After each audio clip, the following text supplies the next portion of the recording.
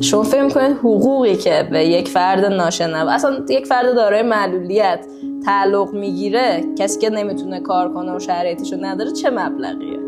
زیر 1 میلیون. همیشه میترسیدم بخوام پدر مادرمو اذیت کنن یا بقیه حرف بزنن. من پدر مادرم از بدو تولد ناشنوا نبودن. پدرم زیر 2 سالش که بوده آب دریا میره تو گوشش، تب مننژیت میگیره. مامانم به دنیا که میاد زردی میگیره، بعد خون بچه رو عوض میکردن، ولی خب چون خونش رو عوض نکردن آسیب دید گوشش. مثلا خب مامان من همیشه مدرسه میومد، بعد خب من مجبور بودم کلاس‌ها رو شرکت نکنم. چرا؟ برای اینکه مثلا متوجه نمیشد یا راحت‌تر میتونستم بهش توضیح بدم و بگم.